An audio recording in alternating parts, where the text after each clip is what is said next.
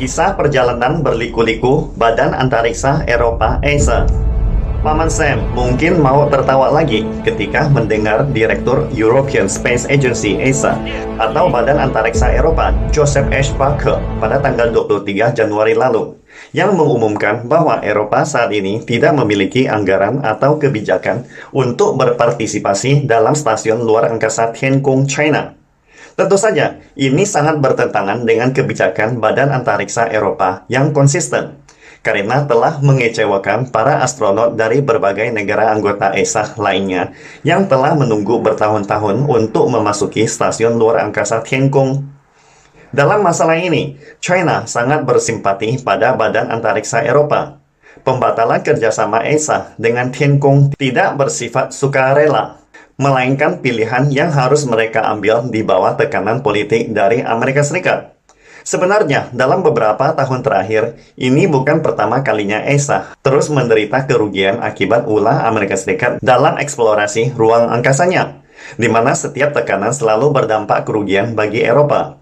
Sebagai contohnya, rencana penjelajahan planet Mars Eropa sekitar 22 tahun yang lalu, di mana ESA ingin meluncurkan penjelajah Mars miliknya sendiri. Idenya saat itu adalah melakukan dua langkah eksplorasi. Pertama, meluncurkan pesawat pendarat, lalu kemudian meluncurkan rover penjelajah. Sangat disayangkan karena berbagai alasan, Badan Antariksa Eropa secara teknis tidak memenuhi syarat dalam masalah pendaratan lunak di planet Mars. Sebuah pendarat yang diluncurkan pada tahun 2016 jatuh di planet Mars setelah salah perhitungan sedetik. Namun ESA yang pantang mundur masih memiliki pemahaman yang benar tentang harga yang harus dibayar untuk eksplorasi ilmiah ruang angkasa, dan terus memberikan dukungan lanjutan untuk rover penjelajah tahap kedua. Secara tradisional, semua proyek luar angkasa Eropa harus mengandalkan kerjasama dengan abangnya Amerika Serikat. Misalnya, pada awal 2011, Badan Antariksa Eropa mencapai kesepakatan dengan NASA yang menawarkan layanan peluncuran roket dengan imbalan membawa peralatan ilmiah di rover penjelajah Mars Eropa.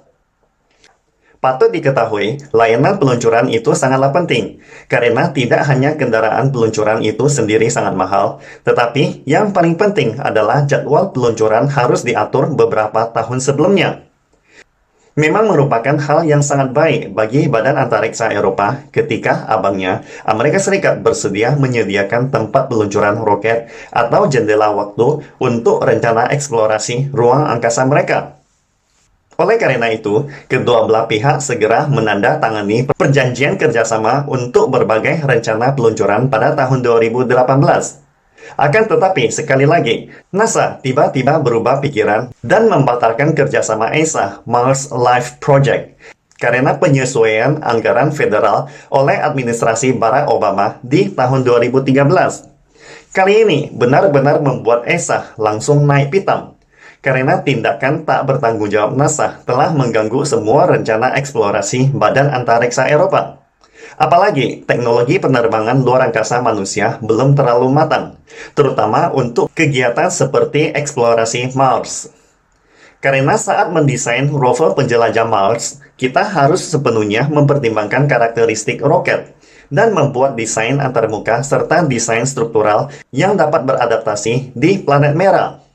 Pembatalan kerjasama satu pihak semaunya dari NASA telah menyebabkan ESA harus memodifikasi desain dan rencana terkait.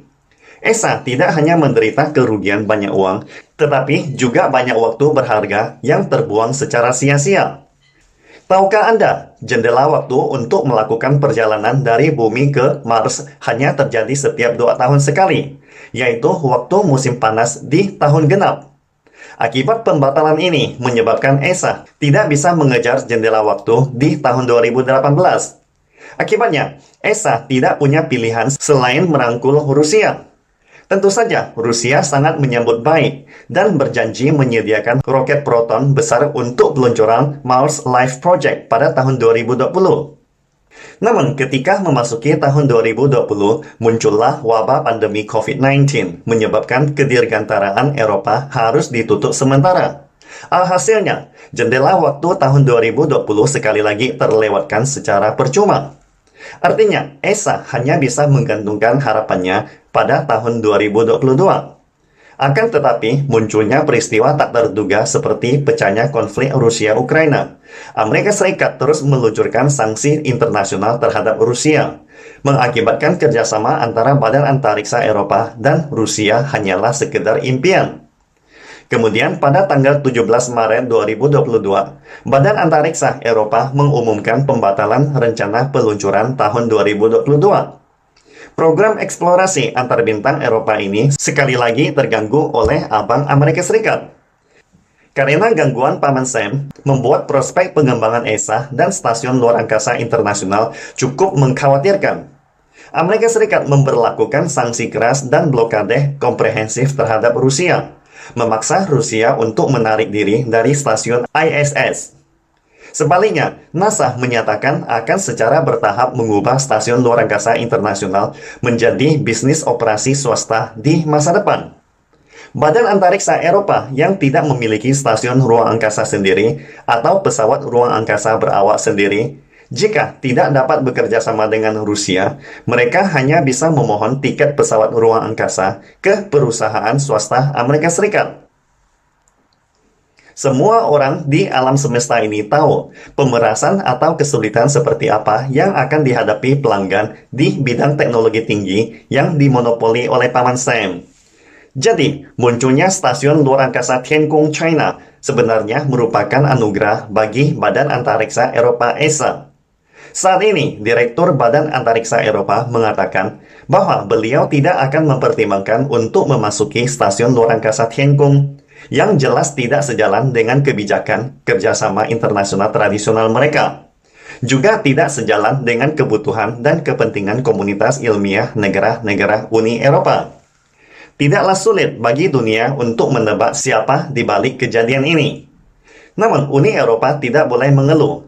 Alasan mengapa hal semacam ini terjadi lagi pada Badan Antariksa Eropa dikarenakan Eropa tidak memiliki otonomi strategis tersendiri, melainkan bersedia menyerahkan nasibnya ke Paman Sam. Ini adalah pelajaran mendalam bagi semua negara dan bangsa di dunia. Pastikan Anda subscribe dan follow akun ini supaya senantiasa mendapatkan info terbaru tentang teknologi terkini AI berkaitan. Salam Indonesia Maju!